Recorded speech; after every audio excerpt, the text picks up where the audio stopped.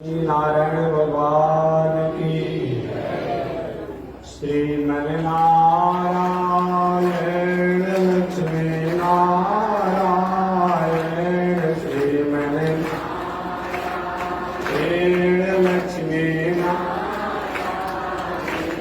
श्रीमन नारायण नारायण नारायण श्रीमन नारायण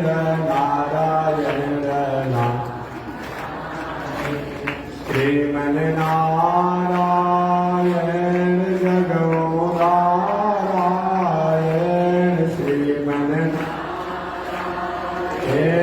जगो नारायण लक्ष्मी नारायण नारायण नारायण लक्ष्मी नारायण नारायण बोलिए श्री लक्ष्मी नारायण भगवान की अनंताचार्य कृपया वेदांत द्वय पारगम रामकृष्णाविशदवक्तम विश्वक्सेन मुनिं भजे कासायम यज्ञसूत्रम शुचिवपुषितदा चौर्धपुण्ड्रं च बाले यस्यास्ते दक्षहस्ते कलिकुमतिगिरीन्द्रेन्द्रवज्रं त्रिदण्डं संसाराग्नि प्रशान्त्यै मृतजलममलं दारुपात्रं पवित्रं श्रीविश्वक्सेन सूरेण पदकमलयुगम् श्रेयसे संश्रयामि लक्ष्मीनाथ समारम्भाम् नाथयामुनिमध्यमाम् अस्मदाचार्यपर्यन्ताम् वन्दे गुरो परम्पराम् नारायणाय विद्महे वासुदेवाय धीमहि तन्नो विष्णु प्रचोदयात् महालक्ष्म्यै च विद्महे विष्णु पत्न्यै च धीमहि तन्नो लक्ष्मी प्रचोदयात् तन्नो लक्ष्मी प्रचोदयात्। परमाराध्य श्री लक्ष्मी नारायण भगवान नित्य वंदनीय पूज्य गुरुदेव श्री त्रिदंडी स्वामी जी महाराज के जुगल चरणों में कोटिशः नमन। भगवत भागवत आचार्य कैंकर्य पारायण महानुभाव पावन भूमि पर पावन कथा को निवेदन किया जाता है। पावन कथा प्रसंग अंतर्गत आपने श्रवण किया होगा नैमिषारण्य का पावन क्षेत्र 88,000 संत महात्माओं की पावन गरिमामयी उपस्थिति, लगातार 1000 वर्षों तक चलने वाला धार्मिक अनुष्ठान, आयोजन की अगुवाई करने वाले विप्रों में श्रेष्ठ श्री शौनक ऋषि व्यास गद्दी पर बैठकर कथा सुना रहे सूत जी के लाडले शिष्य रोमहर्षण सूत के पुत्र उग्रसर्वासूत जी। शौनक जी ने सूत जी से पूछा था, महाराज कौन ऐसा धर्म है, कौन ऐसा कर्म है, कौन ऐसा यजन है, कौन ऐसा पूजन है, कौन ऐसी साधना है जिसमें श्रम कम लगे, दाम कम लगे, समय कम लगे, परंतु सतयुग, त्रेता और द्वापर युग श्रेष्ठ बीत चुके, उसमें जो लोग बहुत बड़ा अपना दिल दिमाग मन बुद्धि लगा करके, धन संपत्ति लगा करके, समय को लगा करके जिस सुकृत को प्राप्त करते थे उस सुकृत को हम सहजता से प्राप्त करते, ऐसा कौन है? श्री सूत जी ने कहा, ऋषियों, मानव के कल्याण के तो अनेक साधन हैं, अनेक साधन हैं।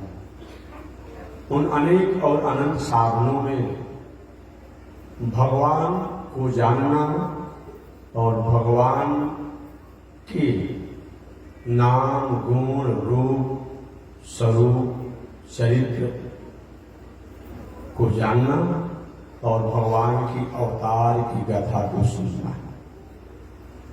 आगे सौनक जी ने प्रश्न किया कि भगवान किसे कहते हैं? आज तो किसी को कोई भगवान कह दे रहा है, कोई ब्रह्मा भगवान, कोई इंद्र भगवान, कोई शंकर भगवान, बहुत कह देते हैं, कोई वरुण भगवान, कोई अमुक भगवान। भगवान दूसरा नहीं होता है। उसी प्रकार अवतार में किसी को अवतार कह देता है ना, अवतार केवल परमात्मा का होता है, अवतार केवल परमात्मा का होता है। बाकी लोग जन्म लेते हैं, इस दुनिया में आते हैं, अवतार केवल परमात्मा का होता है।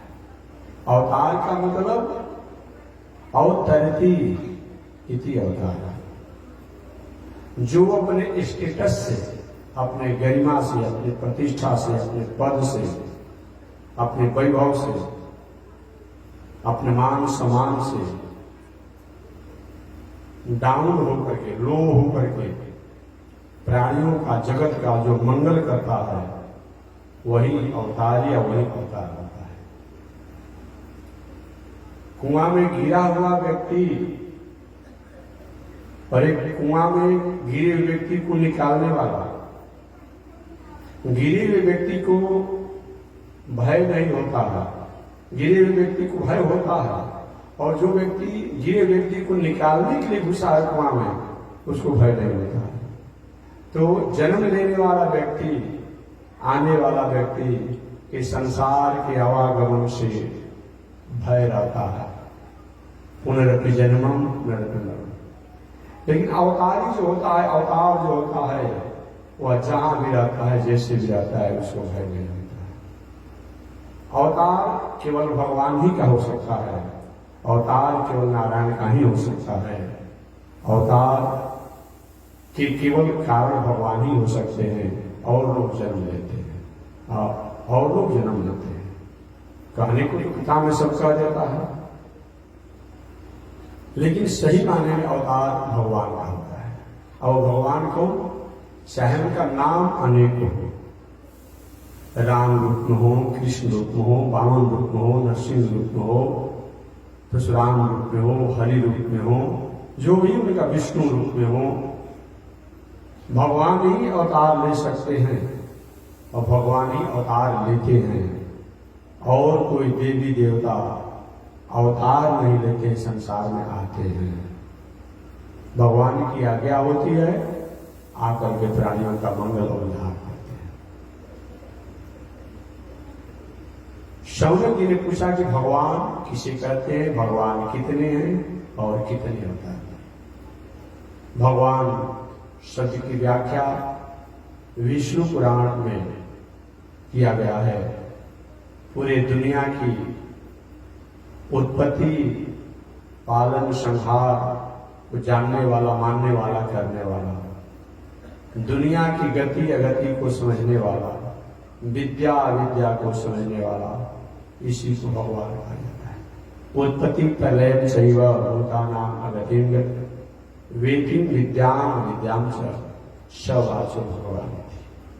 वेदांत दर्शन की अगर बात किया जाए, उपनिषद की बात किया जाए, वेद की बात किया जाए, तो वेद में, उपनिषद में भगवान शब्द को परिभाषित करते हुए जन्मादेश का सूत्र है, जिसके द्वारा पूरे दुनिया का, सृष्टि का, समष्टि का, प्राणियों का, प्रकृति का 14 लोक, 14 लोक कहिए, तीनों लोक कहिए, 14 भुवन कहिए, चाहे तीनों लोक हो, 14 भुवन हो, जिनके द्वारा उत्पत्ति, पालन, संहार और मोक्ष का नियंत्रण का कार्य होता है, करने का काम होता है, क्रिया का काम होता है, उनको भगवान कहते हैं। श्रीमद् भागवत महापुराण में भी वेद और उपनिषद की भावना को आदर करते हुए कहा गया कि जन्म आदर्श जितो निवादितर्तस चार्थे सभिज्ञ स्वराट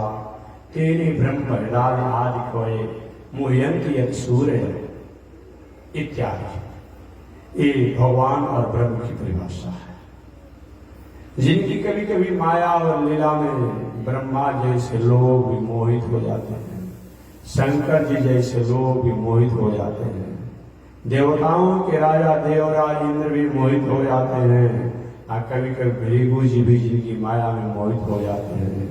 मुह्यंति यदि सूर्य, ऐसे उनको भगवान कहा जाता है। आगे समय भगवान के अवतार कितने और उस अवतार में भगवान ने क्या किया। भगवान के अनेक अवतार हैं, अनंत अवतार हैं, जिसमें 1008 अवतार प्रधान है। उन्हीं 1008 अवतार के सूचक विष्णु सहस्त्र नाम प्रस्तुत है। ऐसे सब 1008 अवतारों में 108 अवतार मुख्य हैं, जो 108 अवतारों के सूचक हमारे पृथ्वी पर ऋषियों द्वारा देवताओं द्वारा मंगलानुशासन किया गया है दिव्य देशों का। उन 108 अवतारों में 24 अवतार मुख्य हैं, उन 24 अवतारों में 10 अवतार मुख्य हैं, उन 10 अवतारों में 4 अवतार मुख्य हैं, उन 4 अवतारों में 2 अवतार मुख्य हैं, उन 2 अवतारों में 1 अवतार कृपा का अवतार है। समय महाराज मुख्य मुख्य जो भगवान के अवतार है, प्रधान प्रधान जो भगवान के अवतार है, जिस अवतार में अधिक से अधिक प्राणियों का उपकार हुआ है, मंगल हुआ है, भलाई हुआ है, वो अवतार कितने हैं। सूर्य का वो अवतार तो 24 है। महाराज ने 24 अवतारों का नाम बताइए, कारण बताइए, कब हुआ, क्यों हुआ, किसने हुआ, किसके लिए हुआ, बताइए। इसी कथा को हम लोग 2-4 दिनों से सुनते आ रहे हैं। तो चलिए एक बार पहले भगवान के 24 अवतारों को याद कर लिया जाए। आप लोग भी रोज सुनते ही होंगे और याद भी होगा। एक बार याद कीजिए भगवान के 24 अवतार कौन कौन है। सबसे प्रथम अवतार कौन है? सनक, सनंदन, सनातन, सरस्वती। चारों ऋषियों का अवतार है। ये ब्रह्मा जी के सृष्टि में श्रेष्ठ हैं, ज्येष्ठ हैं, पूर्वजों के पूर्वज हैं, ऋषि के ऋषि हैं, देवता के देवता हैं, भगवान के भगवान हैं, मनुष्य के मनुष्य हैं। इनसे पहले ब्रह्मा जी की सृष्टि में कोई था ही नहीं। श्रीमद् भागवत महापुराण को अगर कोई पढ़ता हो तो एक तो नई नई लोक कथा कहने वाला क्या क्या कहता है समझ में नहीं आता है। अब भागवत पढ़ेगा तो कहेंगे भगवान नारायण से पहले कोई था ही नहीं, आज ये दूसरा कथा कहना सुनेगा उसी के बाद में। अरे भाई उसको समन्वय कीजिए ना, फिर भागवत कहने का क्या मतलब है। इसी भ्रम को मिटाने के लिए तो नारद जी ने व्यास जी को संतोष दिया और कथा सुनाया। व्यास जी आपने अलग अलग पुराणों में कहीं उसके तात्पर्य को, लक्षार्थ को नहीं समझने के चलते आपने अलग अलग पुराणों में अलग अलग बातों को प्रधान आराध बता दिया। अब आपने देवी भागवत में दूसरा कुछ कर दिया, शिव पुराण में दूसरा कर दिया, ब्रह्मवैवर्त पुराण में दूसरा कर दिया, अस्कंद पुराण में दूसरा कर दिया। इसीलिए तो उसको समन्वय और समाधान करने के लिए नारद जी ने व्यास जी को संदेश दिया, उपदेश दिया, और आपका भ्रम नहीं रहे। और तभी व्यास जी का भ्रम गया और खिंता गई। अब हम लोग कैसे हैं, भागवत कहना होगा तो भागवत के अनुसार कहेंगे, दूसरा पुराण कहना तो उसी में जाकर उलझ जाएंगे। नहीं, समन्वय कीजिए शास्त्रों को, तब कथा कहने का अधिकार आपको प्राप्त होता है। ये रंगमंच पर ड्रामा के समान नहीं कि कभी रावण का पात्र करना है तो रावण का पात्र बन गए, सुपर्णखा का पात्र करना तो सुपर्णखा बन गए, और कुछ बनना है तो बन गए। नहीं नहीं, ये ड्रामा में मंच पर हो सकता है, लेकिन अंतिम निर्णय जो है सुप्रीम कोर्ट भागवत, इसके अनुसार ही आपको समन्वय करना पड़ेगा। तो भगवान के 24 अवतार कौन कौन है? सनक, सनंदन, सनातन, सरस्वती। ज्येष्ठ हैं, श्रेष्ठ हैं, पूर्वजों के पूर्वज हैं, देवता भी हैं, ऋषि भी हैं, भगवान भी हैं, मनुष्य भी हैं। इनसे पहले दुनिया में कोई था ही नहीं। आदि शंभु मनु भी नहीं थे, शंकर जी भी नहीं थे। वही कथा मैं बता चुका हूं। ये चारों भाई बाल ब्रह्मचारी बन गए, लेकिन नहीं, हम लोग गृहस्थी को नहीं संभालेंगे, गृहस्थी में बहुत झंझट है। ब्रह्मा जी के ठीक है तो जाओ भजन भाव करो, वही भजन भाव करते हुए जीवन जी लेंगे। ब्रह्मा जी के मन में थोड़ी सी उदासी हुई कि मेरा पुत्र तो जन्म लिया, सनक सनंदन सनातन सनत कुमार, आज्ञा नहीं पालन किया। तो ब्रह्मा जी की बहुमा से रुद्र प्रकट हुए, शंकर जी प्रकट हुए। शंकर जी ने अपना नाम, अपना काम, अपना धाम पहुंचने लगा। ब्रह्मा जी की सृष्टि करो, वही शंकर जी सृष्टि किए। तो सांप, भूत, प्रेत, शाकनी, डाकनी, बाघ, सिंह, घोड़ा, राक्षस, जितना हिंसक और भयावह जीव थे सबको प्रकट कर दिया शंकर जी। ब्रह्मा जी के बस की जो हो गया, ऐसी सृष्टि नहीं चाहिए। जाकर शंकर जी तपस्या साधना किए। बाद में 11 रुद्र, 11 रुद्राणी, पहले एक रुद्र, एक रुद्राणी, इस प्रकार 12 रुद्र और 12 रुद्राणी हुए। आगे शंकर जी तपस्या में लगे।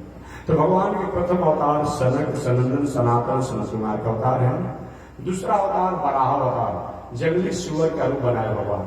ये ब्रह्मा जी की नासिका से छींकाया और उसी से वराह अवतार भगवान प्रकट हुए। हिरण्याक्ष नाम के राक्षस ने पृथ्वी को जल के नीचे छुपा करके डुबा करके रखा था। वराह अवतार भगवान ने अपने मुख द्वारा और नासिका द्वारा, अपने घ्राण द्वारा सुनते हुए गए और पृथ्वी को जल में जहां छुपा कर रखा था वहां पता किए।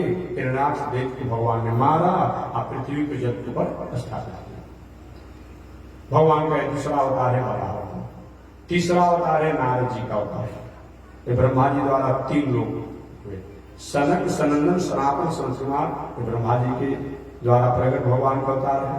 दूसरा वराह अवतार भगवान के नासिका से प्रकट हुए और तीसरा नारद जी तो भगवान के गोद से प्रकट हुए। लाडले भगवान नारद जी ब्रह्मा जी के पुत्र हैं। नारद जी इस दुनिया में आए और भक्ति की स्थापना की। चौथा अवतार नर और नारायण। धर्म की पत्नी मूर्ति देवी से नर और नारायण भगवान हुए।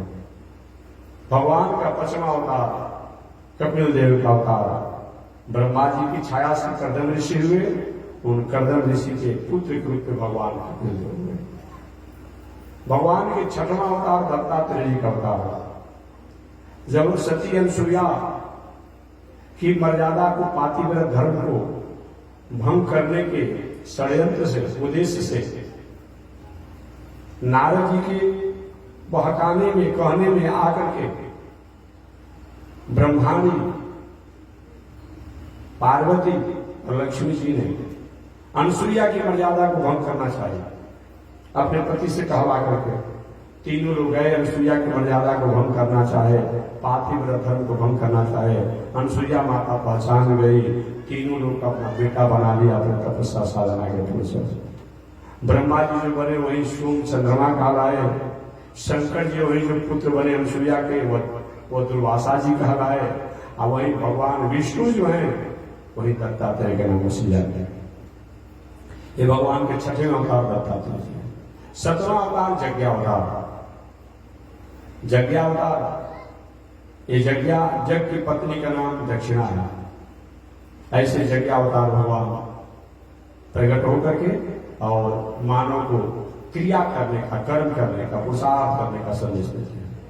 भगवान का 8वां अवतार ऋषभ देव का अवतार। ये पहले राजा थे, बाद में राजपाट की व्यवस्था को समेट करके असंत ज्ञान मार्ग, त्याग मार्ग, साधना मार्ग में लगे। भगवान के 9वां अवतार पृथु है। पृथु की पत्नी का नाम अर्ची। एक भले ही राजा रहे, लेकिन राजा होते हुए प्रजा की सेवा और प्रजा की रक्षा और प्रजा की व्यवस्था सभी प्रकार से किया और अंत में जाकर साधना करते हुए जीवन को जी। भगवान का 10वां अवतार मत्स्य अवतार। सत्यव्रत श्राद्ध में वैवस्वत मनु की कामना हुआ, इच्छा हुआ कि नहीं प्रलय होने पर भी महाप्रलय जैसा हमें दृश्य देखना चाहिए। भगवान मत्स्य अवतार के रूप में प्रकट होकर के सूर्य पुत्र सत्यव्रत श्राप देव यशोत्मनु को उन्होंने ज्ञान उपदेश दिया। 11वां अवतार कुर्मा अवतार, कछुआ का अवतार भगवान ने लिया। जब समुद्र मंथन का उपकरण किया गया, मंदराचल पर्वत को मथानी बनाया गया, उस मंदराचल पर्वत समुद्र में डूब रहा था। कच्छप अवतार लेकर भगवान ने मंदराचल पर्वत का आधार दिया, समुद्र मंथन हुआ। ये भगवान का कुर्मा अवतार। 12वां अवतार धन्वंतरी अवतार, समुद्र मंथन से धन्वंतरी जी अमृत कलश लेकर प्रकट हुए, तो धन्वंतरी जी भगवान के अवतार है। भगवान का 13वां अवतार मोहिनी अवतार, जब अमृत प्रकट हुआ और दैत्यों ने देवताओं के हाथों से अमृत कलश छीन लिया, देवता लोग उदास हो गए। उस समय देवताओं को अमृत पिलाकर और दैत्यों द्वारा अमृत पान कर कहीं राष्ट्र समाज का अहित न हो, इस भावना से भावित होकर भगवान ने मोहिनी अवतार लेकर के और उपयुक्त कार्य किया। 14वां नरसिंहावतार, जब प्रहलाद जी के ऊपर प्रहलाद के पिता हिरण्यकश्यप द्वारा अत्याचार की अंतिम सीमा द्वारा कष्ट किया जा रहा था, उस समय खंभे से प्रकट होकर नरसिंह भगवान ने प्रहलाद की रक्षा किया, देवताओं का मंगल किया। भगवान का 15वां अवतार वामन अवतार, दैत्यराज बलि अपने जग जग आदि पूजा के द्वारा ऐसा प्रतीत हुआ कि देवता लोग हमेशा हमेशा के उनकी सत्ता समाप्त हो जाएगी। उस समय देवता लोग जाकर के भगवान श्रीमन नारायण से प्रार्थना की। भगवान श्रीमन नारायण बक्सर में तपस्या साधना निरत रहने वाले कश्यप अदिति को अपना माध्यम बनाकर अपना माता पिता बना करके और बक्सर में प्रकट हुए। प्रकट होने के बाद जगू को संस्कार हुआ। जगू को संस्कार के अवसर पर गुरु जी ने विशिष्ट दक्षिणा की जब कामना किया, तो भगवान दैत्यराज बलि उस पार गंगा उस पार बलिया में जब कर रहे थे, वहां जाकर के और 3 पग भूमि की याचना किया। 2 पग में सब कुछ दैत्यराज बलि का नाप लिए और 1 पग में उसके शरीर को नाप करके मानो पुनः देवताओं को स्वर्ग को अधिकार दिया। भगवान का 16वां अवतार परशुरामा अवतार, 17वां अवतार व्यास जी का अवतार, 18वां अवतार राम जी का अवतार, 19वां अवतार बलराम जी का अवतार, 20वां अवतार कृष्ण भगवान का अवतार, 21वां अवतार हरि का अवतार, 22वां अवतार हंसा अवतार, 23वां अवतार बुद्धावतार और 24वां अवतार कल्कि अवतार। तो आज 16वें अवतार की व्याख्या करना है। 15 अवतार की व्याख्या हो चुकी है। परशुरामा अवतार, कल भी मैंने हल्का इशारा किया था। परशुराम जी को कुछ समाज सेवी कुछ महानुभावों द्वारा विवाद में डाल दिया है। विवाद में डाल दिया कारण परशुराम जी के नाम सुनते ही जो देश के हमारे राजा रहे, प्रजा की रक्षा किए, उन क्षत्रिय और परशुराम जी के प्रति ऐसा लोगों ने भाव भर दिया है कि परशुराम जी क्षत्रिय विरोधी थे, राज विरोधी थे। इसीलिए हमें विस्तार से बताना है। किसी के पहले जानिए दिनचर्या को कि परशुराम जी का क्या दिनचर्या है, तब कोई बात नहीं है।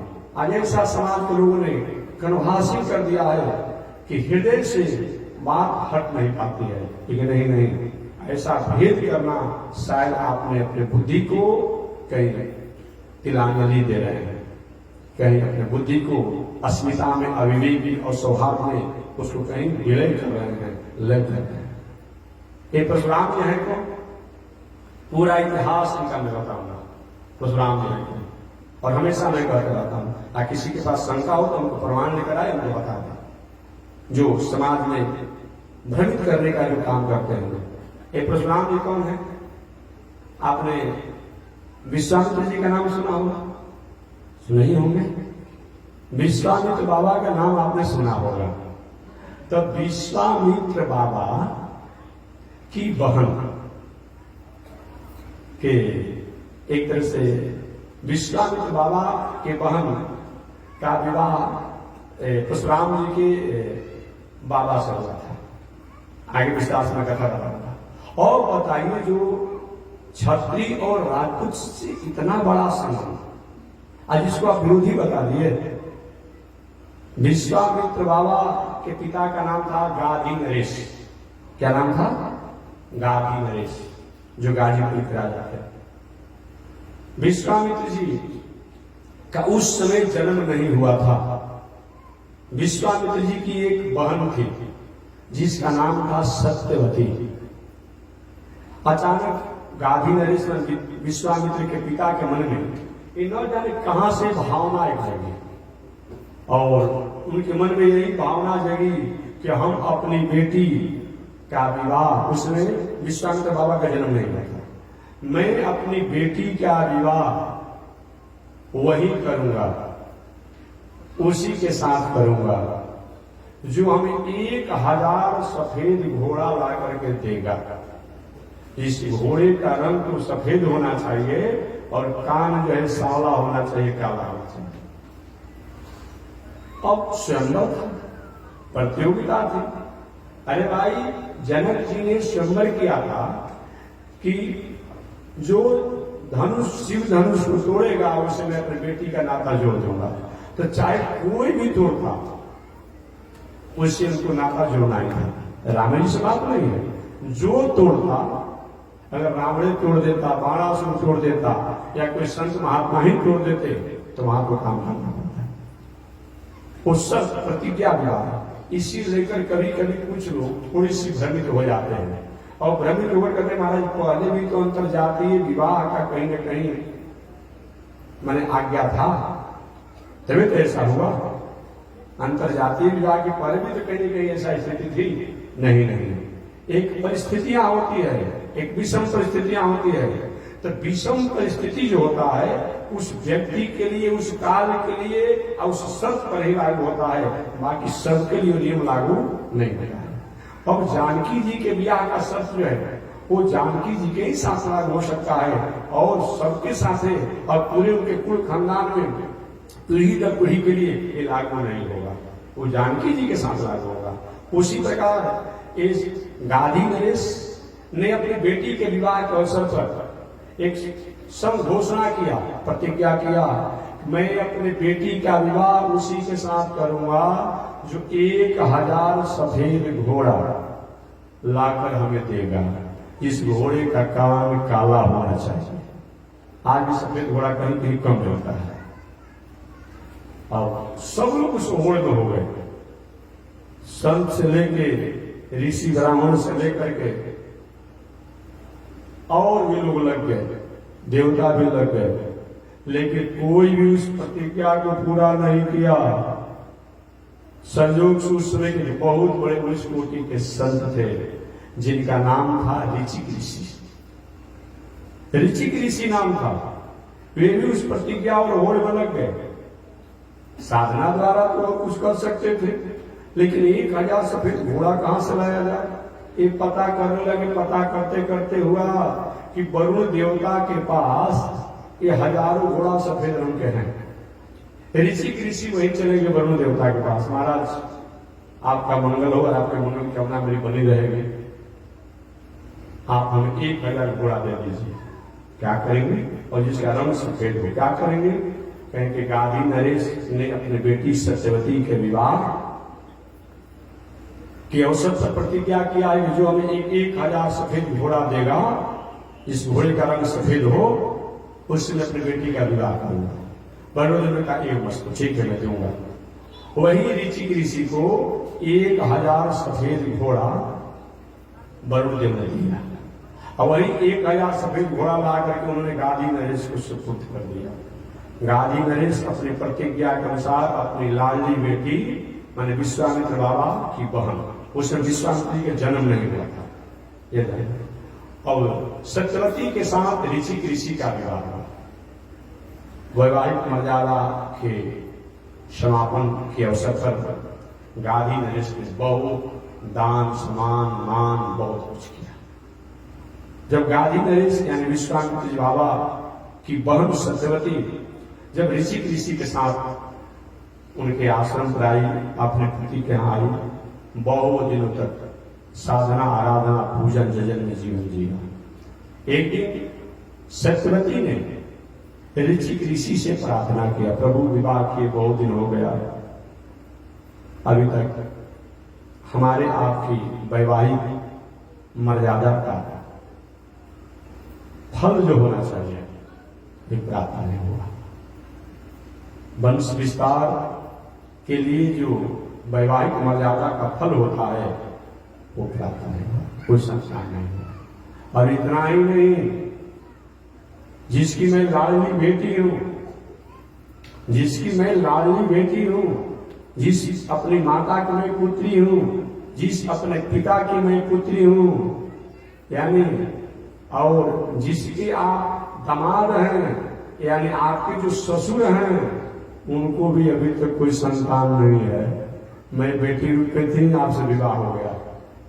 कृपा किया जाए कि अपने सास जी के लिए भी और हमारे लिए भी एक ऐसा पूजा पाठ यज्ञ अनुष्ठान करें, एक ऐसे विद्या का आविष्कार कर, एक विज्ञान का आविष्कार कीजिए जग आदि के द्वारा कि हमको भी पुत्र हो जाए और हमारी माता यानी आपके सास जी को भी पुत्र हो जाए। ऋषि ने कहा ठीक है। समय से एक बहुत बड़ा जग का आयोजन किया गया और जग का आयोजन किया गया तो जग के अंत में 2 चरु को तैयार ऋषि ने किया। देखिए जनरेटर चल रहा है, अब एक करंट के द्वारा यह माइक बज रहा है, इस माइक को छूने पर भी करंट नहीं आता है, नहीं आता है। अब वही एक करंट से देखिए लाइट वेपर चल रहा है, एक करंट से पंखा चल रहा है, किसी से कूलर भी चल रहा है और किसी से और कुछ चलेगा। जनरेटर एक है, करंट एक है, लेकिन अलग अलग गुणों में उसको ट्रांसफर कर दिया गया है। लोग शंका करते हैं महाराज ये कैसे हो गया, इसलिए पहले मैं बता दूं। ऋषि ने जग का आयोजन किया और जग के आयोजन के फलस्वरूप एक ब्राह्मण अंश एक क्षत्रिय अंश के बालक होने के लिए चरु को तैयार किया। एक आज का युग है वैज्ञानिक युग हो गया है, तो किसी चीज को तुरंत लोग तर्क कर वसूल कर देता है, ऐसे कैसे हो जाता है, ऐसे कैसे हो जाता है। इसलिए तर्क करने का किसी को मौका मत मिले। जैसे कभी मैं भी कथा सुना था, ब्रह्मचारी जी कथा सुना रहे थे, मैं भीतर रहता हूँ पूजा पाठ जो भी करे, एक मैं सुनते रहता हूँ कौन क्या कह रहा है, क्या बोल रहा है, सुनते रहता हूँ। तभी सुना रहे थे कि 100 योजन, अब इस पर बहुत से लोग अरे महाराज भला बांदर भालू इतना दूरी तय करता है। अरे केवल हनुमान जी बांदर नहीं थे, बांदर तो रूप था ना। ये जो जहाज उड़ती है क्या केवल लोहा है, कोई इस्पात है, कुछ में तकनीकी और विज्ञान द्वारा शक्ति भर दिया गया है ना। तो लोहा रखिए ना जाकर फील्ड में उड़ रहा है, आदमी की लोड संभालेगा, वहीं को वहीं रह जाएगा। तो केवल लोहा और इस्पात नहीं है जहाज, रॉकेट, विमान। अभी आपने सुना कि हमारे देश की यशस्वी एक वैज्ञानिक वहां पर जाकर के बहुत कुछ काम किया, आपने सुना पढ़ा हो, कितनी बड़ी बात है। तो मैं निवेदन करना चाहता हूं कि अभी तो जहाज तो ऐसा ऐसा है जो 1000 किलोमीटर, 1500 किलोमीटर, 2000 किलोमीटर की रफ्तार से चलती है। तो अब आपको शंका नहीं होना चाहिए, अब शंका मत कीजिए कि 1200 किलोमीटर की दूरी कैसे, जब आज की जहाज और बड़े बड़े उपकरण ऐसे जो है जो 1000, 2000, 5000, 3000 किलोमीटर की रफ्तार में जा सकते हैं। अगर हनुमान जी कहीं चले गए तो कौन आपको शंका करने की बात है। और शंका नहीं होनी चाहिए। एक काल होगा, एक युग होगा जो तकनीकी और विज्ञान का आविष्कार किताब के रूप में था, शक्ति के रूप में था, हमारे दिल और दिमाग में था, लेकिन अब तो प्रैक्टिकल हो चुका है। अब शंका नहीं होनी चाहिए। 2 चरु को तैयार किया गया ऋषि द्वारा, एक ब्राह्मण संतान के लिए और एक क्षत्रिय संतान के लिए। ब्राह्मण मैंने अपनी पत्नी द्वारा ब्राह्मण अंश का पुत्र हो, या अपने सास जी को जो उनके ससुर जी राजा थे गाड़ी नरेश, उनके लिए क्षत्रिय अंश का चरु तैयार किया गया। चरु को अभिमंत्रित करके संकल्पित करके वैज्ञानिक तकनीकी द्वारा उसको रखे थे कि जब आएंगे इसकी विधि क्रिया को बता करके आज उनको पान करने को दिया जाएगा। वो केवल खीर नहीं था, जिसमें पुनः एक बार बताया कि लोहा इस्पात केवल नहीं है हेलीकॉप्टर में, जहाज में और रॉकेट में और अंतरिक्ष में, एक केवल देखने में लगता है, उसमें ऐसा विद्या और वैज्ञानिक तकनीकी को समाहित किया गया है जो उड़ता है, पता करता है। तो वही बात है, 2 चरु तैयार किया गया। नहीं तो लोग कहता है कि भला ये दशरथ जी को होता है कि जग कराए और खीर से राम जी हो गए। अरे कल खीर नहीं था, खीर तो था, उसमें वैज्ञानिक तकनीकी द्वारा ज्ञान को उसमें अभिमंत्रित किया गया। जैसे आजकल के किसी धातुओं में अब लोहा इत्यादि से बना हुआ ट्रेन है, अब लोहा चलता है जी, लेकिन इतना चलता है कि हम नहीं चल पाते हैं। रोज आप देखते हैं आपके पास 4 व्हीलर गाड़ी है, उसको चलना चाहिए, वो तो जड़ है, लेकिन इतना तेजी में चलता है कि हम लोग नहीं चल पाते हैं। तो सिर्फ वैज्ञानिक तकनीकी द्वारा विद्या को संचार किया गया है ना। तो जब ये बात हो सकता है तो वहां आपको शंका क्यों होती है कि दशरथ महाराज जी सनातन धर्म वालों कहते हैं कि खीर हविष तैयार हुआ और दिया गया उसे राम लक्ष्मण हुए। केवल खीर नहीं था, खीर में शक्ति को संचार किया गया। यहाँ पर 2 चरु तैयार हुआ, एक ब्राह्मण अंश, एक क्षत्रिय अंश। अपनी पत्नी द्वारा ब्राह्मण अंश का पुत्र हो और अपने सास जी मैंने गाड़ी में उसकी पत्नी को क्षत्रिय अंश का पुत्र। चरु को रख दिया गया, अपने दिनचर्या में गए ऋषि ऋषि। इधर ऋषि ऋषि की पत्नी सत्यवती मैंने गाधी नरेश की बेटी उस रहस्य को जान नहीं पाई कि कौन किसका भाग है। वो जो क्षत्रिय अंश का चरु जो था वो स्वयं खा गई और जो ब्राह्मण अंश का जो चरु था वो स्वयं अपनी माता जी को दे दिया। समय पा करके जब इस घटना को जाने ऋषि ऋषि कह रहे देवी जी ये क्या किया तुमने? ये तो बहुत बड़ा विचित्र हो गया। क्या हो गया महाराज? जो वहां पर चरु रखा हुआ था ये क्षत्रिय अंश का था, यहाँ पर जो चरु था ये ब्राह्मण अंश का था। तो तुम जिस चरु को खाई हो ये क्षत्रिय अंश का चरु है, ये तुम्हारी माता के लिए मैंने किया था। और तुमने अपनी माता को जो चरु पर दिया है वो ब्राह्मण अंश का था। महाराज तो हो गया, और क्या होगा? कि वो होगा यही कि तुम्हारी माता जी को जो संतान होगा, जो पुत्र होगा, भले राजकुमार होगा, राजा के घर में जन्म लेगा, लेकिन उसका संस्कार ब्राह्मण जैसा रहेगा, उसकी सेंटिमेंटल ब्राह्मण जैसा रहेगा। यही समय पाकर बाद में विश्वामित्र बाबा हुए। यहां पे बात समझ आएगी ना? विश्वामित्र बाबा हुए। इधर ऋषि ऋषि की पत्नी सत्यवती महाराज आपका पुत्र और क्षत्रिय स्वभाव का ऐसा मत कीजिए, कृपा कर दीजिए।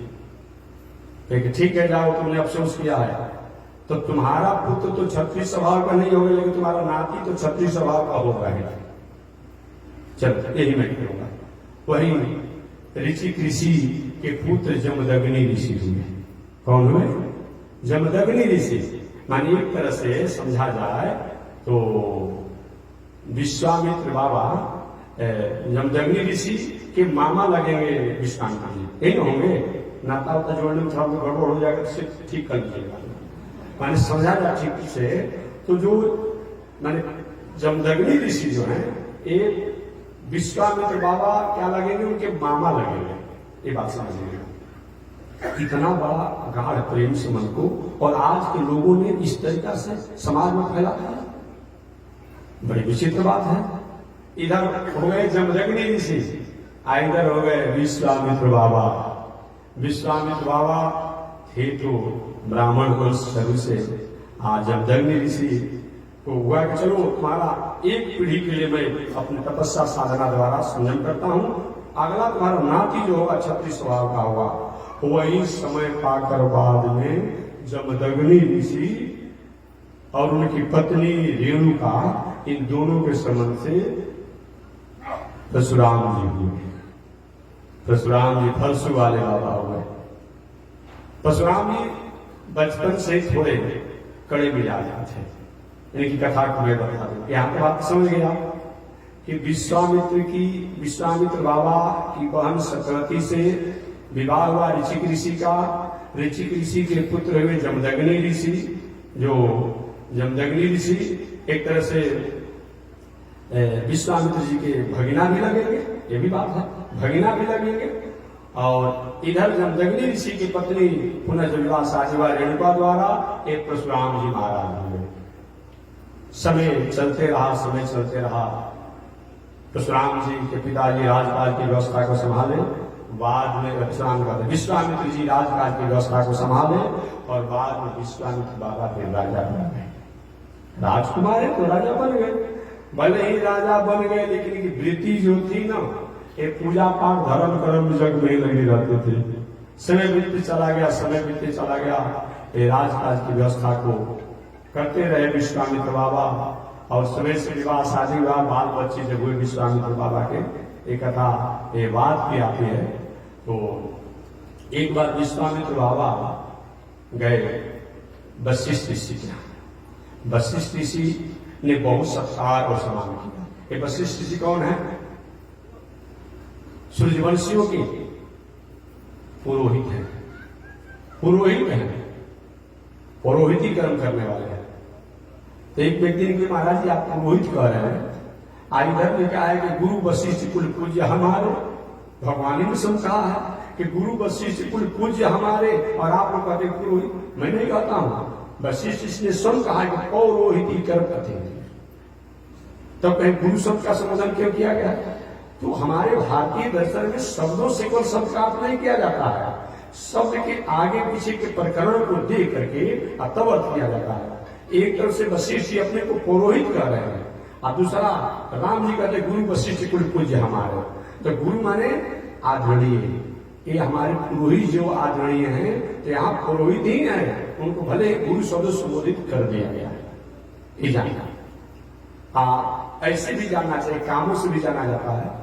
नामकरण करना और पूजा पाठ करना, रोज का काम करना, ये गुरु जी का काम नहीं होता है, ये पुरोहित जी का काम होता है। महाराज जी कब घर बनेगा, कब शिलान्यास होगा, कब क्या होगा, कब क्या होगा, कब क्या होगा, कब विवाह होगा, कब तिलक होगा, ये कौन कराते हैं? ये पुरोहित जी कराते हैं, ये गुरु जी नहीं कराते हैं।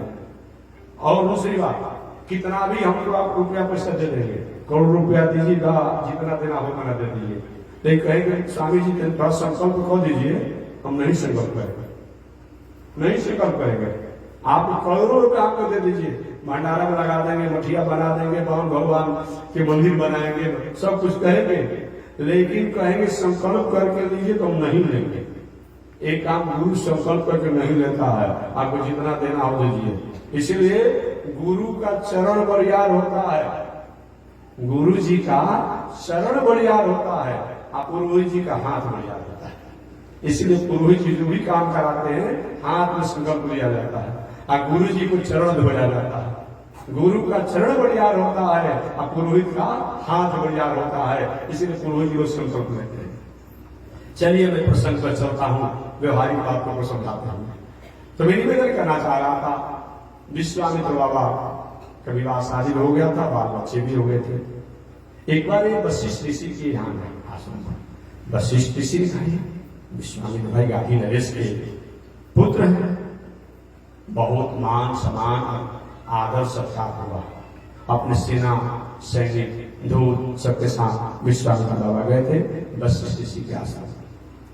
चलने लगे जब विश्वामित्र जी, तो वशिष्ठ ऋषि से कहे कि महाराज जी ये आश्रम को दिखाई कुछ पड़ नहीं रहा है और सत्कार सम्मान कहां से आप कर रहे हैं?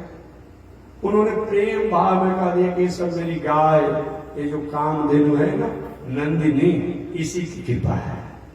विश्वामित्र ने कहा कभी से गाय को हमको दे दीजिए, हम राजा हैं, हमारे हमेशा सत्कार होती रहती है। और इसके बदला में आपको जितना गाय लेना है ले लीजिए, या जो भी धन संपत्ति लेना है ले लीजिए। वशिष्ठ जी कहे देखिए मैं अपने गाय द्वारा सत्कार सम्मान तो कर दिया, लेकिन मैं अपनी गाय आपको दूंगा नहीं। दोनों जगह यही, तीनों जगह यही झगड़ा हुआ है। जो हरिवंश की कथा है उस नाम से यही झगड़ा हुआ है, एक मैं नहीं दूंगा। अब विश्वामित्र कहा मैं क्षत्रिय हूँ, राजा हूँ, राजकुमार काहे नहीं देंगे, मेरा अधिकार बनता है, मैं बड़ियारी गाय को ले जाऊंगा। और बड़ियारी गाय को वशिष्ठ ऋषि के हाथ से बलजोरी करके छीन कर ले जाने लगे। नंदिनी हुंकार भर करके उन्होंने कहा महाराज क्या सेवा में हमारे द्वारा कोई त्रुटि हो गया जो हमको त्यागा जा रहा है? लेकिन नहीं देवी त्यागा नहीं जा रहा है, ये राजा बलिष्ठ है, मैं कुछ कर नहीं सकता हूँ। अगर तुम्हारे पास शक्ति हो तो अपने वीरों को प्रकट करो और राजा का मुकाबला करो। इतना आज्ञा प्राप्त करना था। वो नंदनी गाय ने अनेक वीरों को प्रकट किया और वशिष्ठ ऋषि के सेना सैनिक सबको पलायन कर दिया। उसके बाद विश्वामित्र बाबा ने बार बार वशिष्ठ ऋषि को बहुत प्रकार से आहत करने का प्रयास किए। बार बार वशिष्ठ जी ने अपने शक्ति साधना द्वारा अपने को रक्षित हुए। कहा तो यहां तक गया है कि वशिष्ठ जी के बहुत से पुत्रों को भी विश्वामित्र बाबा ने मार डाला। फिर भी वशिष्ठ ऋषि धैर्य को धारण करते रहे। एक दिन विश्वामित्र का अधिक क्षत्रिय हुआ, क्षत्रिय बल का अधिकार है। ये वशिष्ठ ने अपनी तपस्या के द्वारा हमारे पर अपने बल का प्रदर्शन किया। मैं भी ब्रह्मर्षि बनूंगा, मैं भी ब्रह्मर्षि बनूंगा, तपस्वी बनूंगा, अब राजा नहीं बनूंगा। घर द्वार राजपाट छोड़ करके आप विश्वामित्र बाबा साधु बन गए, महात्मा बन गए, तपस्वी बन गए। बहुत दिनों तक तपस्या की। देखिए, पूजा पाठ यज्ञ दान तीर्थ व्रत कीजिए, लेकिन दूसरे को नीचा दिखाने के लिए मत कीजिए। बड़े आदमी को अपमान करने के लिए आप यज्ञ करेंगे, पूजा करेंगे, पाठ करेंगे, दान करेंगे, तीर्थ करेंगे, तो कोई मतलब नहीं होता। वशिष्ठ जी को डाउन करने के लिए, अपमान करने के लिए विश्वामित्र बाबा हम भी ब्रह्मर्षि बनेंगे, ब्राह्मण बनेंगे और उनको दिखा देंगे। वशिष्ठ को तपस्या की बीच बीच में बहुत सी बाधाएं आई, बहुत सी बाधाएं आई। विश्वामित्र जी को कभी मेनका आकर उनकी तपस्या को भंग कर दिया, कभी और कोई अफसर आकर के भंग कर दिया, कभी और कोई आकर कर दिया, लेकिन बार बार भी तपस्या करते रहे। प्रथम बार तपस्या में जब सफल हुए तब हुआ कि अब आप ऋषि बन गए। ऋषि किसे कहा जाता है? ऋषि वो मंत्र दृष्टारक, आविष्कारक ऋषि कहा जाता है। प्रथम दृष्टि में के वैज्ञानिक जो उनको ऋषि कहा जाता है। ऋषि बन गए क्योंकि नहीं इससे काम नहीं चलेगा, हमको तो ब्रह्मर्षि बनना है। अब ऋषि बने, दूसरा बार तपस्या किए तो ब्रह्मा जी के चलिए अब राज ऋषि आप हो गए। राजकुमार होने के बाद भी उनमें आप श्रेष्ठ हो गए। जो राजकुमार होने के बाद भी, राजा होने के बाद भी, राजकाज के शासन करने के बाद भी जो समाज और राष्ट्र और प्राणी के कल्याण में लगा हो वह राज ऋषि। ये विश्वामित्र बाबा की कृपा है कि जितना मक्का बजरा ज्वार जितनी गुड़े की बाढ़ में, सुखाड़ में, तो पानी में, तो अमुक में जो फसल हो जाते हैं, फल हो जाते हैं, जो आज की भाषा में हाइब्रिड कहते हैं, तो हाइब्रिड का प्रथम बार आविष्कार जो है हमारे विश्वामित्र बाबा ने किया। चाहे वो फल हो तब, चाहे फल हो तब, कम समय में, अधिक समय में, बाढ़ में, सुखाड़ में, जो भी हो, ये सारी आविष्कार विश्वामित्र बाबा ने किया। बहुत कुछ किए विश्वामित्र बाबा का था, आप जानते होंगे। पुनः तपस्या की, तुमको राज ऋषि हो गए। अब राज ऋषि होने के बाद भी संतुष्टि नहीं मिला, पुनः तपस्या साधना किए तब महर्षि बन गए। ऋषि बने, राज ऋषि बने, महर्षि बने। एक नहीं, जिसके झगड़ा हुआ है वशिष्ठ ऋषि से वही हमें बनना है, हमें ब्रह्मर्षि बनना है। एक दिन मन में विचार किए विश्वामित्र बाबा कि जब तक ये वशिष्ठ रहेगा, चाहे हम कुछ करे या न करे, लेकिन हम तब तक ब्रह्मर्षि नहीं कहलाएंगे। तो क्यों न इसी को समाप्त कर दें जिस कारण हम ब्रह्मर्षि नहीं बन पा रहे हैं। और क्या कि एक दिन वशिष्ठ ऋषि को मारने की भावना से, आवेश में आकर के विश्वामित्र उनके आश्रम के चारों तरफ से थे कि मौका मिले परिवार समाप्त होने में। जब उनके पुत्रों को बहुत को मार दिए थे विश्वामित्र बाबा, इधर वशिष्ठ ऋषि अपने आनंद आत्मा राम निर्माण करने वाले थे। भाई, भगवान श्री राम के पुरोहित हैं, सूर्य वंश के पुरोहित हैं, रघु वंश के पुरोहित हैं, रघुकुल के पुरोहित हैं, भला उनके द्वारा अहित होगा? कोई भी नहीं करेगा। वशिष्ठ ऋषि अपनी पत्नी अरुंधति के साथ आंगन में थे। पूर्णिमा की रात्रि थी। वशिष्ठ ऋषि ने अपनी पत्नी अरुंधति से कहा, देवी देख रही हो, एक चंद्रमा की चांदनी इस पूर्णिमा रात्रि के दिन कितनी शीतलता को प्राप्त करा रही है। इसी प्रकार विश्वामित्र की तपस्या जो है पूरी दुनिया में फैली हुई है। और एक बात जब विश्वामित्र बाहर इर्द गिर्द में थे कि मौका मिलेगा तो घात करेंगे, प्रहार करेंगे, भाई ये कैसा संत है, कैसा ये ऋषि है, इसके कितने बेटों को मैंने मार दिया, क्या क्या विवाद हुआ अकारण, लेकिन परोक्ष में हमारी अनुपस्थिति में और अपनी पत्नी से हमारी प्रशंसा कर रहा है। सही में समझा है। और काहे के मारने जाए विश्वामित्र बाबा जी, जो भी था अस्त्र फेंक फाक करके और जा करके आप वशिष्ठ ऋषि के चरणों को पकड़ लिए। वशिष्ठ ने कहा कि विश्वामित्र जी अब आप ब्रह्मर्षि हो गए, उठिए। उसी समय से ब्रह्मा के कहने के बाद भी ब्रह्मर्षि पद को नहीं प्राप्त कर पाए जब तक वशिष्ठ जी नहीं गए। अरे भाई भारत की नागरिक था और पड़ोसी देश आपको दे देगा, किसी व्यक्ति को भारत की नागरिकता तो मिल जाएगी। भारत की नागरिकता तो तब मिलेगी जब हमारे भारत की जो प्रक्रियाएं द्वारा जो होती है उसके अनुसार नागरिकता प्राप्त होगा। अब विदेशी देश हो, पड़ोसी हमारा देश हो गए, हम भारत की नागरिकता दे रहे हैं, देने से हो जाएगा? नहीं होगा, यहाँ के लोगों से लेना ही पड़ेगा। वही बात है, विश्वामित्र जी को ब्रह्मा जी ने ब्रह्मर्षि बना दिया था, लेकिन जब तक वशिष्ठ जी नहीं कहे तब तक नहीं हुए। वशिष्ठ जी के अब आप में अहिंसा का भावना आ गया, और पहले ही आप अंश थे, तो पहले से भी विप्र अंश ही के थे, लेकिन राजकुमार होकर के शासन काज करने से जो इतना अपने जीवन में उसे तपस्या किए, साधना किए, आत्मब्रह्मर्षि। आज यही बात तो उदाहरण देता है कि विश्वामित्र बाबा जब ब्रह्मर्षि ब्राह्मण बनकर के पुरोहित और गुरुवंश हम कहने बनेंगे। अरे भाई उनका मूल तो जानिए, मूल तो जानिए।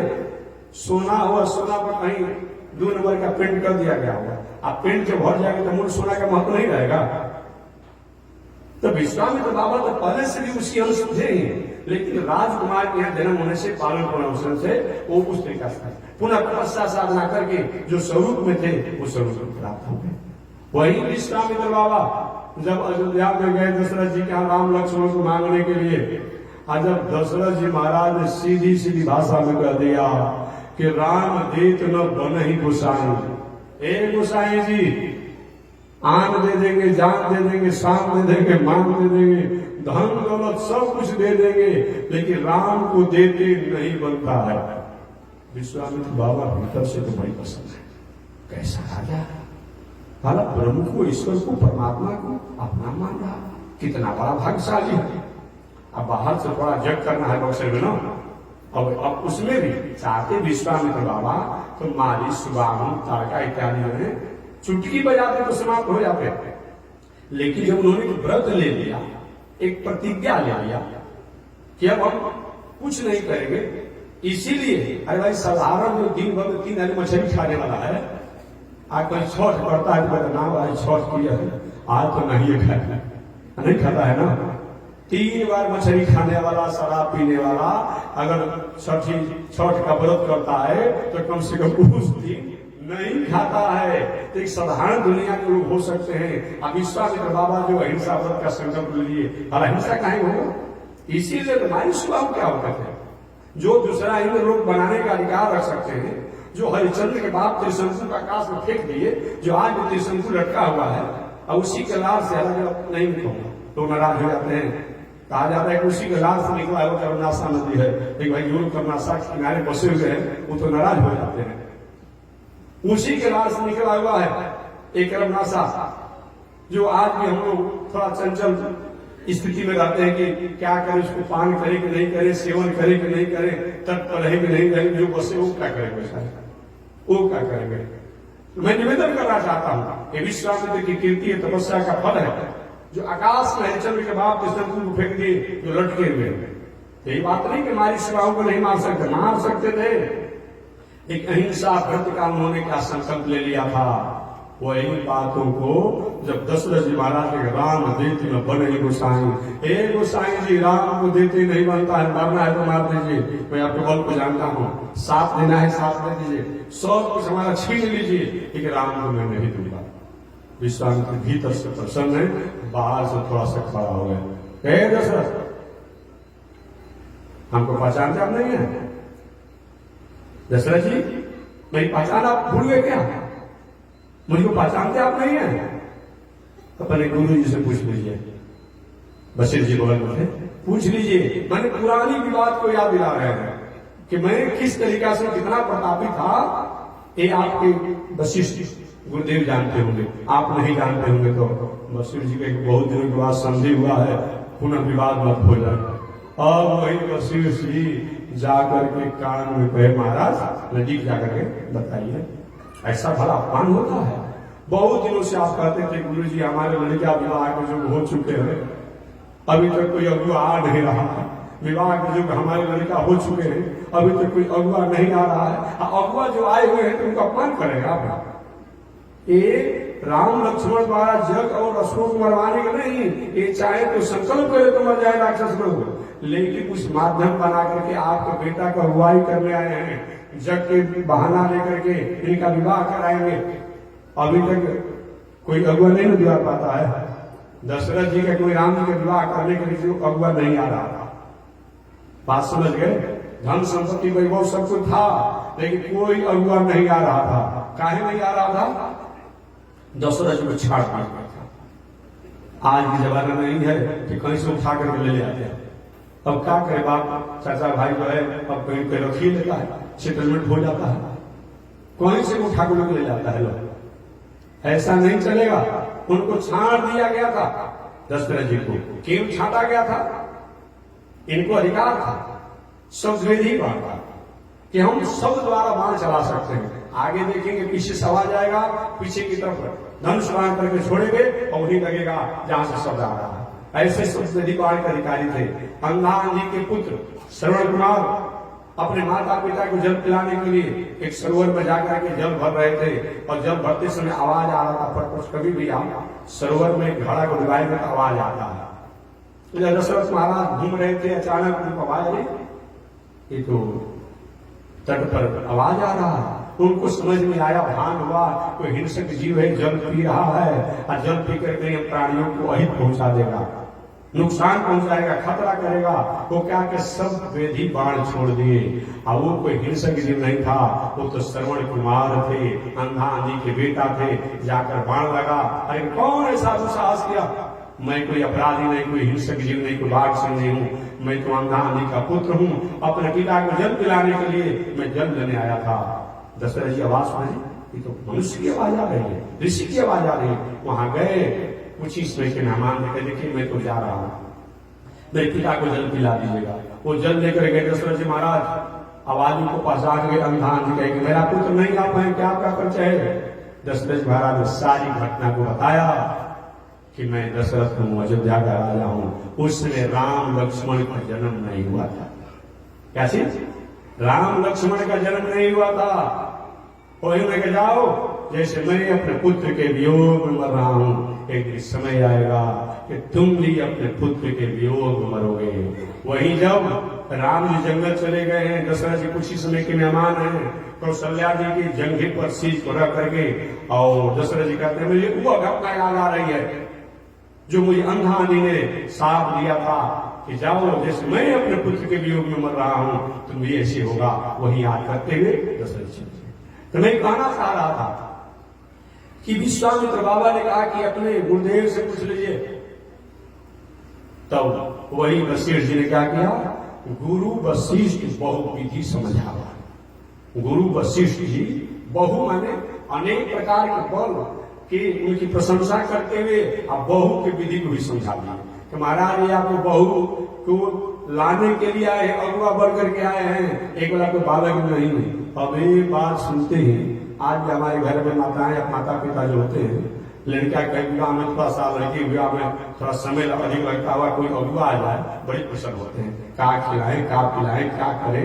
और अच्छा ये मेरे लाल की, मेरे पुत्र की अगुआ बन करके आए हैं। और वही अब दशरथ जी महाराज जो कहे कि आन दे देंगे, जान दे देंगे, शान दे देंगे, मान दे देंगे।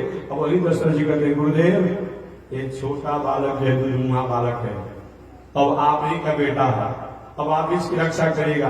लेकिन देखिएगा इस शाम को ये राम की यही हाल हो जाती है, लक्ष्मण की यही हाल हो जाती है। जैसे कमल का फूल रात्रि में संकुचित हो जाता है, इस शाम होते होते सो जाते हैं लोग। तो आप ही माता पिता सब कुछ है, पिता है, आप देखिएगा और देखिए वो है विश्वामित्र बाबा है, इतनी बड़ी तपस्या साझा करने वाले जो आज मनुष्य। ऐसे विश्वामित्र बाबा के बहन के नाती जो है जो हमारे परशुराम जी का है।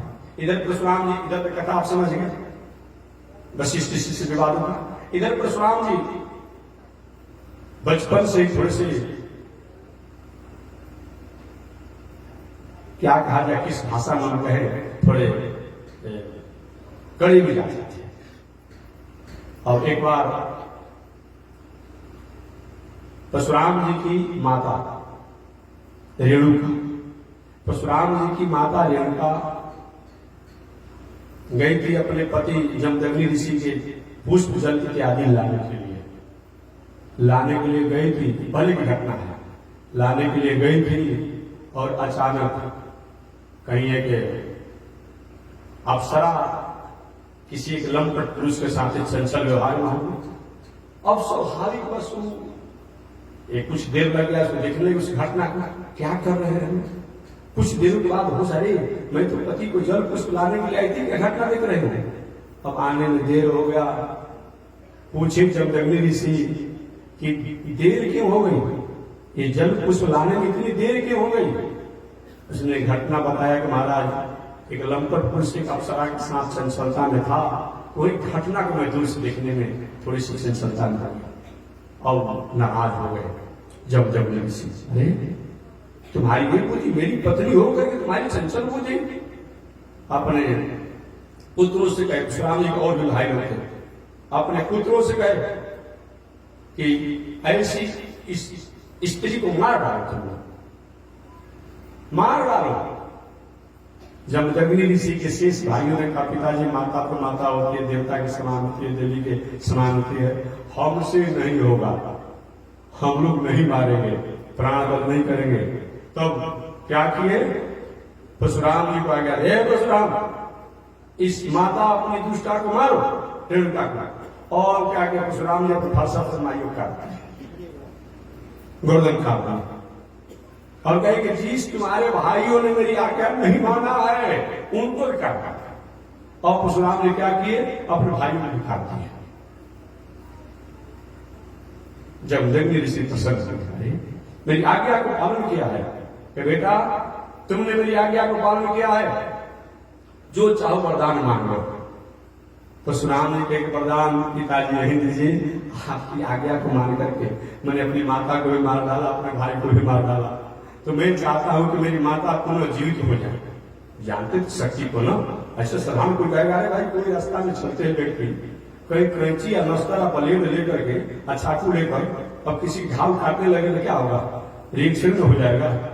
जो भाई एमडी किए हो और भी किए हो, एमबीबीएस किया हो, वो कहीं जाकर कुछ काम करेगा, काट छाट करे तो अच्छा बात है, किडनी की इधर उधर करे, लीवर को करे, हार्ट को करे, लेकिन कोई जानकारी कुछ ना हो, वो किस से काटने लगे, क्या होगा, एक्सीडेंटल हो जाएगी, एक्सीडेंट हो जाएगा। तो जानते थे परशुराम जी मेरे पिता में शक्ति है, इसीलिए उनकी आज्ञा को माने।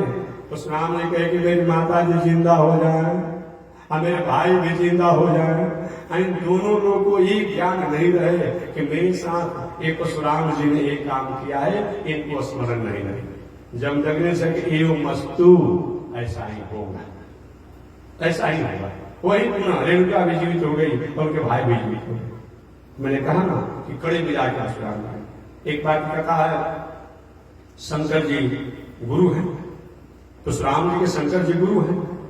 अब एक बार और उस जब से शंकर जी के पुत्र गणेश और कार्तिकेय का जन्म नहीं हुआ था, तब से वे शंकर जी को अपना गुरु मान के आना जाना लगा रहा। बीच में जब गणेश जी का जन्म हुआ, जन्म होने के बाद अपने पिता की पहारा दे रहे थे गणेश जी, कथा जानते तो इशारा हम कर रहे पहारा दे रहे थे। परशुराम जी गए, गणेश जी ने कहा हमारी ड्यूटी है तो आप कैसे चले जाएंगे, बिना से पूछे, मैं जाऊंगा अपने पिता से पूछूंगा तब आप प्रवेश कर दूंगा। परशुराम जी की हमारे गुरु हैं, हम उनके चेला हैं, तुम इसमें कहां से आ गए। और परशुराम जी क्या किए, उस शंकर जी के बेटा जो गणेश हैं उनका गर्दन काट दिया, नहीं दांत काट दिया। दांत जो आप देखते हैं ना, वो दांत काट, गर्दन को वहां हो रहा है संचल दांत, वो दांते को काट दिया। इसीलिए पहले जो है सुंदर दांत वाले थे गणेश जी, इन्होंने क्या किया, फरसा से वो गणेश जी के उतरते हुए काट दिया। और वहां विवाद गया शंकर जी के, लेकिन जो हो गया सो हो गया। वही शंकर जी और वही हमारे परशुराम जी। समय बीतते चला गया। एक बार जब जमदग्नि ऋषि अपने आश्रम पर थे तपस्या साधना करके, परशुराम जी कहीं तपस्या साधना करने गए थे, और तपस्या साधना जब करने गए थे तो अचानक ये सासाराम के राजा जो महिष्मतिपुरी जिसका नाम था, हरिहो वंश कहा जाता है, जिसको कार्त वंश कहा जाता है, जिसको सहस्त्रार्जुन कहा जाता है, जिनको अर्जुन कहा जाता है, ये पहले धर्मात्मा थे। ये पहले धर्मात्मा थे तो रावण जैसे बलशाली को भी पकड़ करके अपने घोड़शाला लगे थे, लेकिन मार्ग से मर्यादा से जब विचलित हो गए ये सहस्त्रार्जुन कार्तवीर्य हरिवंश, तो थोड़ी मन भ्रमित हो गई। आए जमदग्नि ऋषि के आश्रम पर, जमदग्नि ऋषि का सत्कार समान आदर किया। वही वशिष्ठ ऋषि जैसा ही घटना अपनी गाय द्वारा सेवा सत्कार की करें, महाराज ये गाय हमारी होनी चाहिए। जमदग्नि ऋषि नहीं दूंगा, ये सेवा कर दी मैं, आप दूंगा क्या? नहीं मैं लूंगा। अब उनकी गाय को लेकर के चल दिए। अंत में जमदग्नि ऋषि ने प्रतिरोध किया, विरोध किया, इस प्रकार किए कि जमदग्नि ऋषि के ऋषि को एक सहस्त्रार्जुन ने काट दिया। अब जब परशुराम जी की माता रेणुका ने, जमदग्नि ऋषि की पत्नी रेणुका ने जब देखा कि मेरी पति का गर्दन कटा हुआ है, हा राम हे परशुराम, हा राम हे परशुराम 21 बार अपने छाती पर हाथ रखते हुए कहा कि दुशासी राजा ने सत्कार सम्मान भी प्राप्त किया और हमारी गायों को ले जाया था, नहीं दिया गया तो हमारे पति को काट डाला, आप आइए। वही परशुराम जी आए और अपनी माता द्वारा घटना को जाने गए, जिसने ऐसा दुस्साहस किया है मैं उसको छोड़ूंगा नहीं। वही सहस्त्रार्जुन कार्तवीर्य हरिवंश के जो क्षत्रिय थे, जो राजा थे, जो उनके पिता के साथ ऐसा बर्ताव किए थे, वो 21 बार एक बार पलायन किए, पुनः चढ़ाई करते, पुनः आते, पुनः चढ़ाई करते, ऐसे 21 बार उन्हें चढ़ाई किया। और 21 बार हरिहो वंश और हरिहो वंश के जो सहयोगी बनकर के, उनके मित्र बनकर के, उनके साथ में आकर के जो संग्राम की लड़ाई की, उन सबको हमारे परशुराम जी ने पलायन किया, पलायन किया। वही परशुराम जी हैं जिनकी मैंने बात बताया। इस बात में समझिए किसका दोष है? हमारी वस्तु है, हम किताब से कथा कहते हैं और आप बढ़िया छीनेंगे, क्या छीनेंगे? आप मान सकते मैं तो ठीक है। यही हुआ है जमदग्नि ऋषि से कि उनको पूरा परशुराम जी ने अपनी शक्ति द्वारा उनको नवजीवन भी दे दिए हैं, जीवित भी कर दिए हैं। ऐसे एक परशुराम जी ये भगवान की 16वां अवतार गिनाए जाते हैं। कल या परसों मैंने बताया था कि इस तरीका से, बाकी उनको क्षत्रिय से कोई विरोध नहीं था। अरे भाई उस समय भगवान श्री राम के, दशरथ जी के गांव से विरोध था जी, जनक जी महाराज थे, अब विश्वामित्र बाबा पर साक्षात उनके संबंधी है, तो कैसे आप कह देंगे कि परशुराम जी क्षत्रिय और राजपूत विरोधी थे? नहीं, जो क्षत्रिय राजपूत हरिहो वंश कार्तवीर्य का सहयोगी बनकर के जो उनके साथ आए, उन सबको उन्होंने अनुशासन किया, दंड दिया। बाकी और किसी राजपूत से, क्षत्रिय से उनका कोई विरोध नहीं था। अगर ये कहा जाए इस मान करके, तो हमेशा मैं कहते हैं कि राम जी द्वारा रावण को मारा गया, तो क्या राम जी को रावण विरोधी कहा जाएगा? नहीं कहा जाएगा। जब राम जी को रावण को मारने के बाद ये ब्राह्मण विरोधी नहीं कहा जाएगा, तब परशुराम जी को अगर सहस्त्रार्जुन उनके सहयोगी आए और उनको अगर मारा गया तो उनको आप क्षत्रिय और राजपूत विरोधी क्यों कहेंगे? दोनों द्वारा तो नहीं हुआ है ना, जो वहां नहीं कहेंगे तो यहाँ क्यों कहेंगे? इसीलिए मैं निवेदन करना चाहता हूं कि धन्य है परशुराम जी जो राजा होकर के आततायी हो गए थे, उन आतताइयों पर अनुशासन करने के लिए जिन्होंने अपने अवतार के रूप में, आवेश के रूप में ऐसे फर्श वाले बाबा ये परशुराम जी, ये परशुराम जी भगवान के 16वें अवतार है। ये आए थे पावर अटर्नी के रूप में परशुराम जी। क्या चीज? पावर अटर्नी के रूप में आए थे। प्राधिकार पत्र, प्राधिकार पत्र कब तक होता है? अरे भाई कोई हमारा देश का राष्ट्राध्यक्ष अपना प्रतिनिधि किसी को मिला कर दे, तब प्रतिनिधि का कब तक महत्व है? जब तक निधि की वहां पर उपस्थिति नहीं है। और निधि भी आ जाए, प्रतिनिधि भी रहे, तब क्या होगा? तब प्रतिनिधि कमजोर हो जाते हैं, निधि की आवश्यकता पड़ती है। परशुराम जी को आज्ञा हुआ था कि आप पृथ्वी पर जो आतताई राजा होकर के और धर्म संस्कृति संस्कार को हरास करें, उन पर आप अनुशासन कीजिएगा, वो काम करते रहे। और वही जब जनकपुर में परशुराम जी आए और भगवान श्री राम से संवाद हुआ, संवाद होने के बाद के प्रभु भूल गए आप किस लिए आए थे? एक नहीं भूला तो नहीं हूं। क्या आप विष्णु का अवतार हैं? क्या आप आ गए निधि के रूप में? हाँ। कैसे मैं मानूं कि आप निधि के रूप में आ गए? मैं प्रतिनिधि हूं।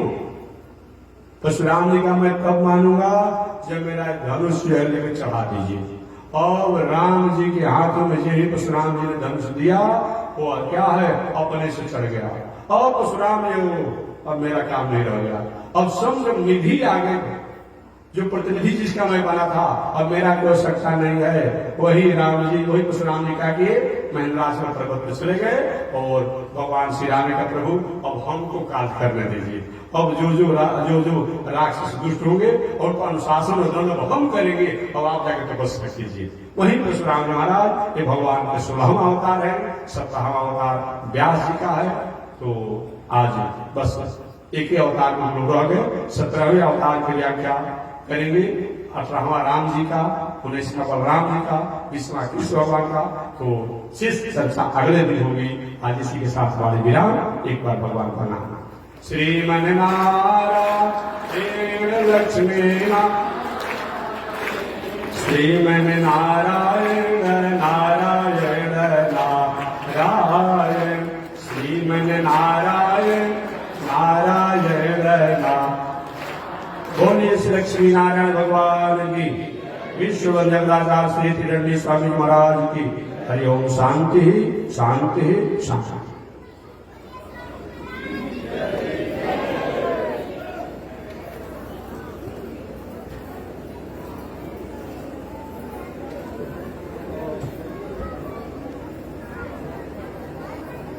ओम चंद्रमा मनसो जात चक्षो सूरजो अजायत श्रोत्राद्वायुष प्राण समुखादग्निरजायत श्रीश्रुते लक्ष्मी शपथमया महोरात्रे पार्श्वे नक्षत्राणि रूपमस्मिनो व्यातम्ब ईश्वर निकाला मोमयी खाण सर्वलोकम मयी खाण। लक्ष्मी नारायण भगवान की जय। विश्व वंदन दाता श्री त्रिदंडी स्वामी जी महाराज की जय। हरि ओम। शांति शांति शांति। स्वामी जी महाराज की जय।